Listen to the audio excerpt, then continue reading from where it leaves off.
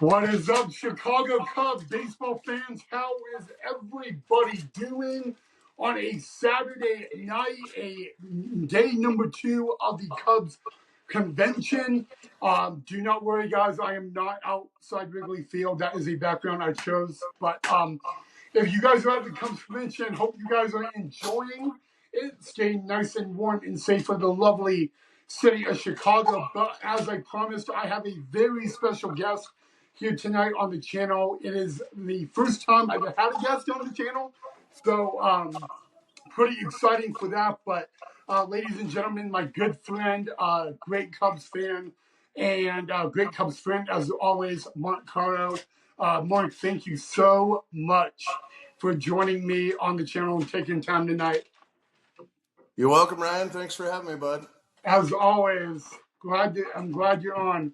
Mark, so really no one on my channel knows about you, so go on and tell everyone a little about yourself real quick. All right. Well, I try to keep it that way a little bit, but I guess I'll give you a little bit of background. I'm actually originally from San Diego, and Okay. I've moved to Idaho with my family about 6 years ago, and currently live in Eagle, Idaho. But I've been a Cubs fan for probably close to 25 years. I think my first game at Wrigley Field was in 2002. Now I'm kind of making myself old a little bit. But, actually grew up as a kid listening to the Padres on the radio and, Right. Absolutely. That sort of thing. And I'll tell you, my first trip to Wrigley sealed the deal for me, and I've been a Cubs fan ever since. So it's been a long time, and some ups and downs, and some good things too. But yeah, so I spent about 10 years in law enforcement in San Diego, and then I went into real estate. And when I went into real estate, I started out in California, and then started my business in Idaho as well. So I still work in both states, and that's what I'm doing right now. I've got 2 great kids and a wife, and my kids will be 10 and 8 in a couple weeks. They're only about 6 days apart. So, oh man, you're gonna have to give me the happy birthday for me. But certainly will. yes, Monica, we got some great questions on tonight. Of course, we have to start with number one. You're not just a Cub fan, you are a baseball fan. So I have to ask you, what is your favorite all-time baseball memory, if you have one? That's probably a tough one to nail down. I have a lot of good baseball memories, but I'm gonna use a Cubs memory just because I thought this one was pretty cool. But we make a trip to Chicago every year for about a week, and we Right. several Cubs games in a row. At this particular time, I believe it was 2021. Okay. My kids were a little bit younger, so I wasn't taking them out there yet to the mean streets of Chicago. But I went out there with a buddy of mine, good friend, whose name is Jim, and we kind of did a little guys trip for a few days. And this was the year, that summer is really right before they sold off everybody that was left, for the most part, from the World Series team. So, you still had Rizzo and Baez and all of those guys. So we went to a game, and we're hanging out on the first base side, and Rizzo's up to bat, which is, of course, one of our favorite people. And he fouled off, I think, if I remember correctly, about 14 pitches in a row. And I turned to my buddy Jim and I said, next pitch, he's going to jack one out of here. And sure enough, next pitch, he hit a line drive over the right field wall. And the place just went absolutely crazy. I think people at that point kind of knew that his time there was coming to an end, along with a lot of the other players. So it was a really great moment. I'll never forget that one.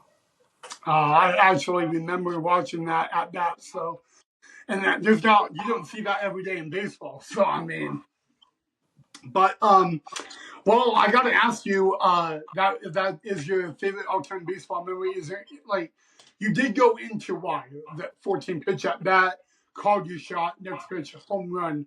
Is there anything more about that memory uh, that is your favorite, and why would that be?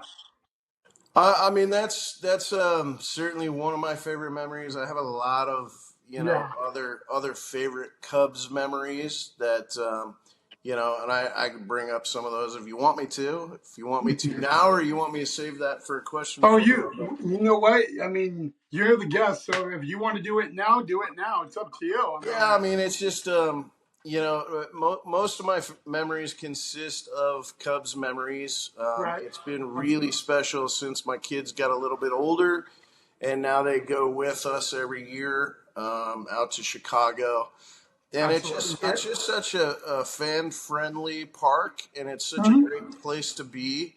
Um, Right. there's I mean, geez, the seats, the access to the fans. It's a very fan friendly park at Wrigley Field. Right. We've been fortunate enough to go to a lot of the VIP clubs there that are not only amazing seats but amazing service and amazing people. The staff is just fantastic, and my kids now have figured out really how to stalk the players before and after the game. And so they will literally hang out 4 hours before the game at the parking lot where they drive in, and they'll hang out 3 hours after the game at the parking lot where they drive out. I love that. I Um, love hearing that. so they've been fortunate enough to be on the big screen a few times and interviewed by the Cubs staff. My Wait. son and my daughter both have gotten lineup cards at the end of games, and then had those autographed and stuff like that. So just a really cool experience for them. Um, I'd like to say that they were born Cubs fans, but they're probably Cubs fans by default because of me. So, but I'll take it, and it's been a lot of fun. I love hearing that story. That's a really cool story. One of the best stories I've heard, actually, and all of that. So, you mentioned Wrigley. You mentioned all the great times you've had, historical memories. Of course, is there anything particular about Wrigley, whether it's inside the park, outside the park, that you enjoy the most? It's really equally as cool of an experience outside of the park as it is Hmm. inside the park. It's just a very fan friendly atmosphere. They've done a lot of renovations, a lot of things to make it that way, and that's how they Right. want it to be. So you can literally sit right outside of the stadium and you can play ball with your friends or your kids or whatever you want to do on their turf for hours and hours and hours before and after the game, which is always great. They usually have some form of entertainment out front before the game, bands or whatever it may be, and then Right. Absolutely. as far as the inside of the stadium, it's just I mentioned fan friendly before, but this is literally like you get good, decent seats, down below at Wrigley Field. You're practically sitting on the field, Right. and Okay.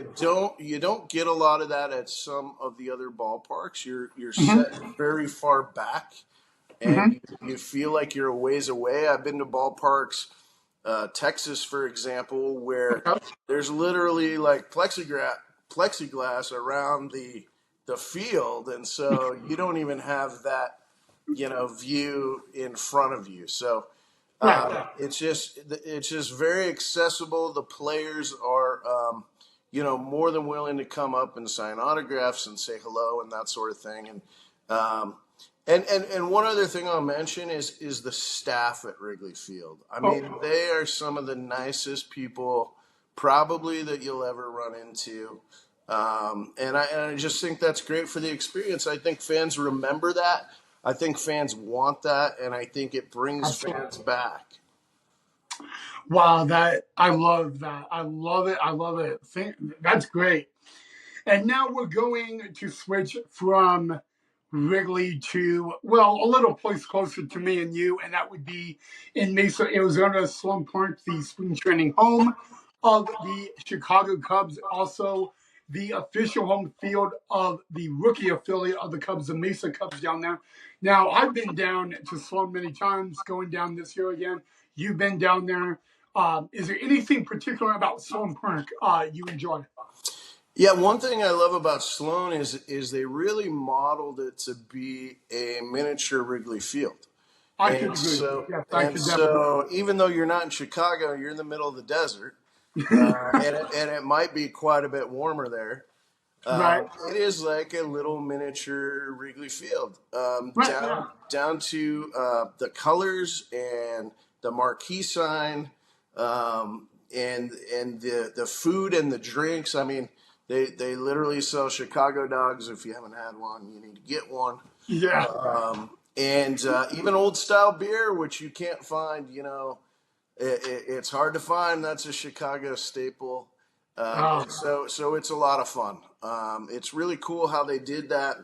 I love there's a path in between the training center and the stadium that the right. players Absolutely. walk down with just some low bushes, and the players walk down into the stadium, and everybody can line up there and say hello to the players and the coaches and get autographs and that kind of thing. So it's very cool experience. I could not agree more on Wrigley Field. That and Wrigley and Sloan. Sloan and Wrigley go hand in hand in a lot of ways. So now we got to go to a tough one, and man. So if you're a Cub fan, you watch Marquee Sports Network. There are two announcers that you're going to hear all the time. Those would be Taylor McGregor. Shout out to T Mac, by the way. Great job covering college football this year. The other is Boog Shambi, and they're both unique. They're both great. But if you could pick one, who would be the better?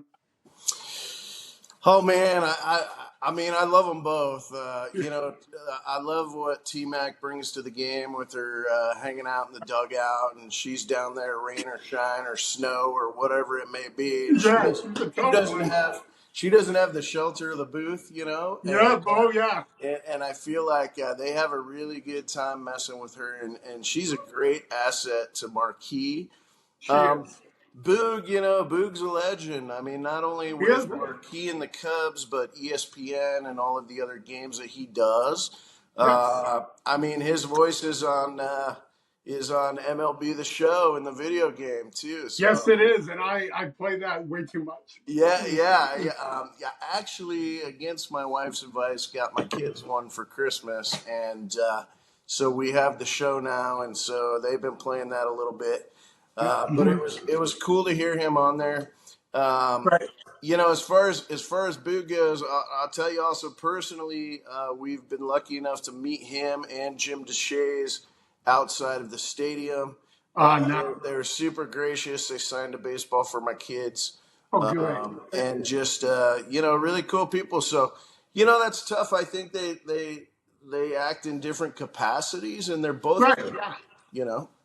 Yeah. So I love hearing that. I mean, you know what? Shout out to Boog. Shout out to T Mac for all the torture he has to go through in that dugout in Chicago. But and they both do a great job in the off season with ESPN as well. So shout out to both of them.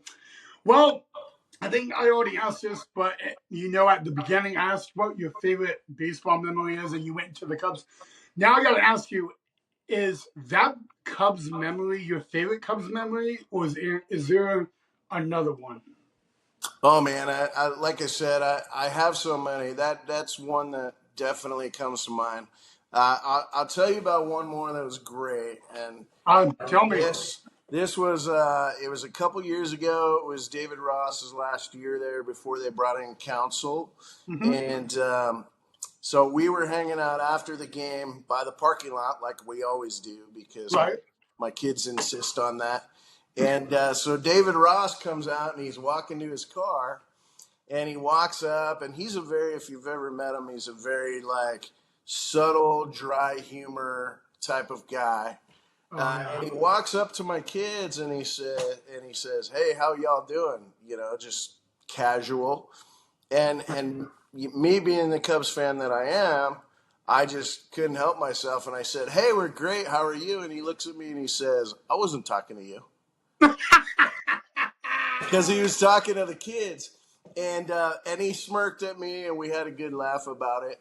But it was a fun moment, and one great thing about David Ross is. You guys have probably experienced this before. There are a lot of adults that kind of try to jump in front of kids and get autographs and that kind of thing. David Ross will not sign anything or talk to any adult. He will only do it for the kids, which is why he was kind of giving me crap at that moment, but I thought it was great and it was a good exchange, and he's a really nice guy. Right. You hear the quote, "Kids are the future." There you go. That's one way to prove it. So, but yeah, shout out to your kids for that. I'm gonna give them a lot of credit for that. Um, well, we've had a lot of. You're a Cub fan. I'm a dire Cub fan. We've had a lot of front office changes, and from Theo Epstein to a lot of other guys. When it comes to the front office, if you were given a opportunity to work in the Cubs front office, any job in the front office you wanted, what would that be? Yeah, I mean, this one might surprise you a little bit. I think some people would probably say, "I want to be the GM," or "I want to be a director of operations," Mm-hmm. or I want to be the owner of the team, right? I don't want that much responsibility, but one thing that I mentioned before that I really love about the organization is the fan experience. And Mm-hmm. so I don't know if it's called this, but I'm sure there's something that's like the director of fan experience.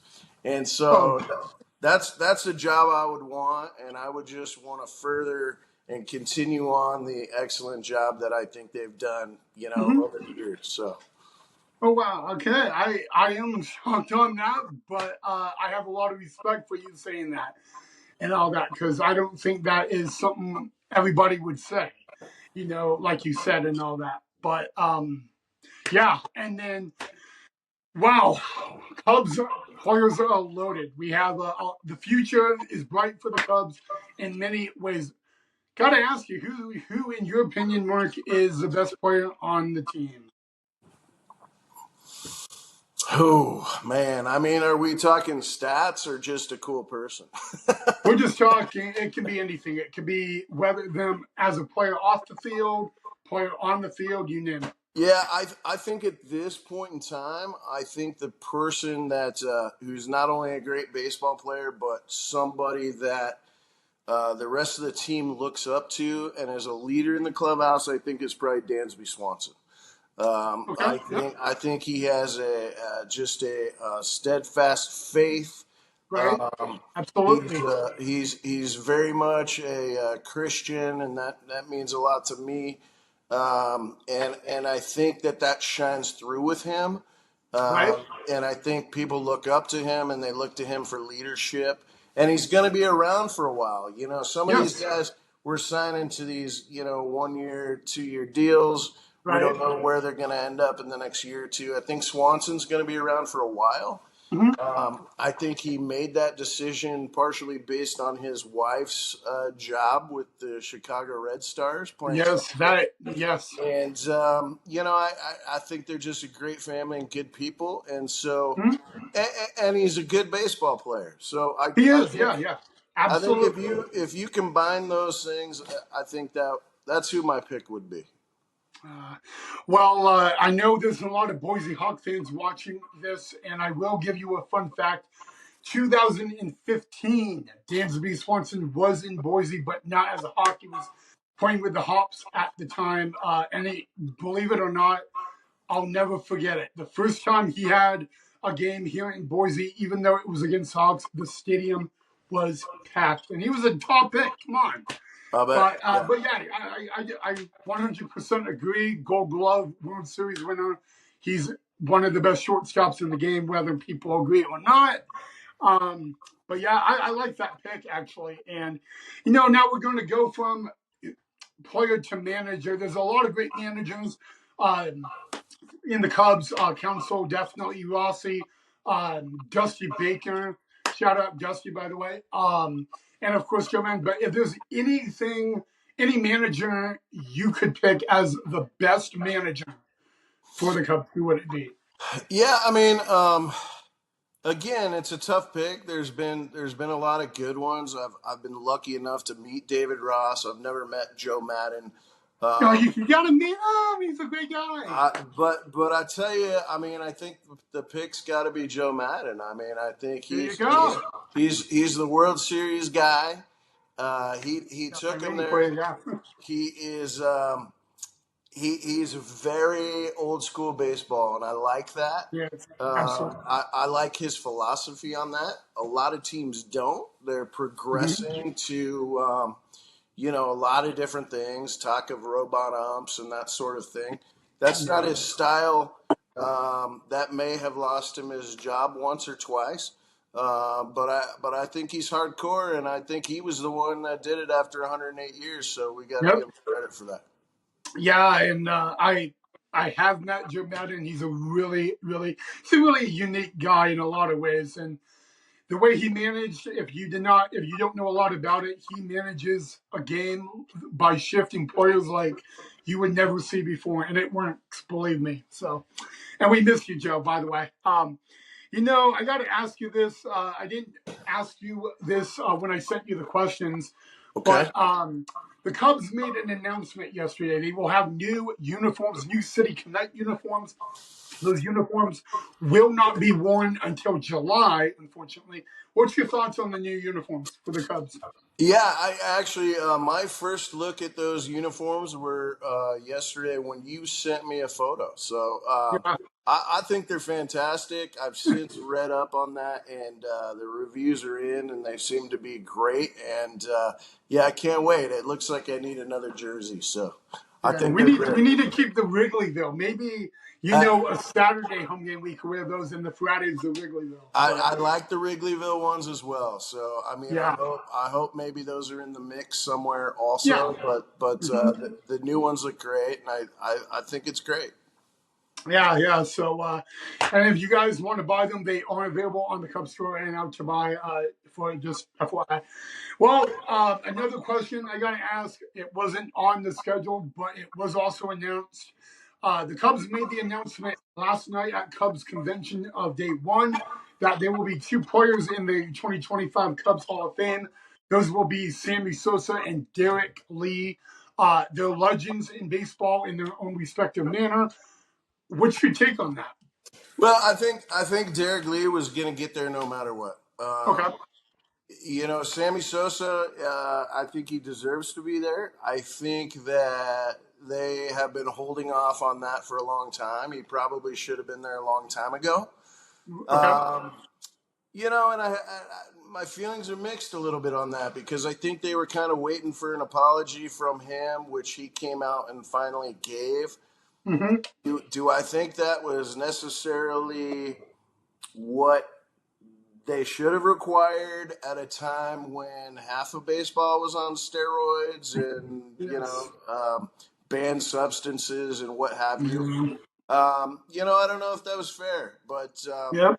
it's kind of. I'm glad it happened. I'm glad that Sammy was able to give them what they needed to move forward, and then they were able to move forward with him. I'm glad he showed up at Cubs convention. Yep. I would have hated for it to be a Pete Rose situation where unfortunately he passed away, and Mm-hmm. never made it to the Hall of Fame. And Yeah. honestly, that guy should be in the Hall of Fame. Yeah. Yes. And a lot of people do agree with that. Well, again, this is another question, and I know we're in January of 2025. Next month we got spring training Yeah. games, but I kind of ask you. 2024 was a unique season for the Chicago Cubs in a lot of ways. Opening day, Justin Steele pitching, and he ends up getting hurt, missing a lot of the time. Bellinger resigned. He battled some injuries. Hendricks had a rough year. What was your overall take, personally, on the 2024 Cubs performance in 2024?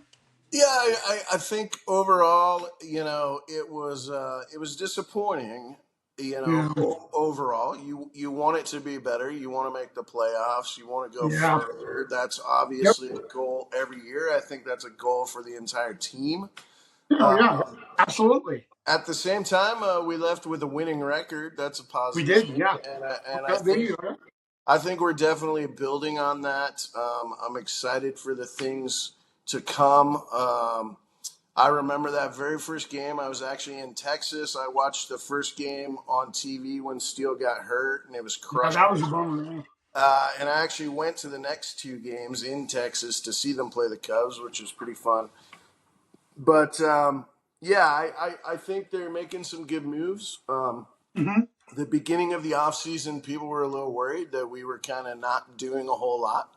I think that changed a little bit, and I think they're making progress. So I'm Hmm. excited for opening day Yep. and to watch baseball again every day for 6 months. So Well, that brings up another question. Today is January 18th, and a lot of people do not know this, but exactly 2 months from today, the Cubs will play the defending World Series champs, the Dodgers, in Tokyo. Now that's going to be big. We got Imanaga on the Cubs and Suzuki from the on the Cubs from Japan. You got Otani Rokari, who just signed yesterday, and Yamamoto. So that's going to be great. Those two games, by the way, will count as regular season games. It's in the middle of March. So are you a fan of that? Are you not a fan of that? Um, which is the great. the only do I think it's probably good for baseball? Yes. The only Yeah. thing I'm not a fan of is the travel. Um, Okay. Yeah. That makes I, all sense. I think that throws things off a little bit. Yep. You may have a day off in between, but you still have to travel for 20 hours, Yeah. You and then you do. have to go right back into a season where you're playing sometimes 10, 12 games in a row before you get a day off. So Right. Right. Right. Right. I don't like that aspect of it, but ultimately, with the amount of players that we have come over from different parts of the world, is it a good thing for baseball overall? Yeah, I would say yes. Okay. Um, if they scheduled a couple more days off in between those couple games, I think that might be smart. But Mhm. it is what it is, and we're seeing that with not just baseball but football and everything else. So Yeah. Yeah. But I had to ask you that question because a lot of people have asked me about that. But yes, guys, 2 months exactly from tonight, Cubs Dodgers will play. The Cubs will be the home team for both of those games. And here's another big question. Every baseball fan is different, but in your opinion, should opening day in baseball be a holiday? oh, without a question, 100% national holiday. It's our national pastime. There you go. Thank you. I'll tell you what. We have some national holidays that I don't think are as important as this one. So, Yeah. and if that ever happens, I'll throw it out there right now. Chicago Dogs at my house for any Cubs fans all day long. Oh, there you go. When that becomes a holiday, and I'm pretty good at making those. So. And I believe you. Let's just say I believe you on that. Um, and then this is the last question. And I actually got asked it earlier this morning. Everybody's talking about a Cubs prospect by the name of Matt Shaw, and he was asked at CubsCon today if he expects to make his MLB debut. A lot of fans say he should make the opening day roster. My question to you is: do you think Matt Shaw, as of right now, I know spring training hasn't happened yet.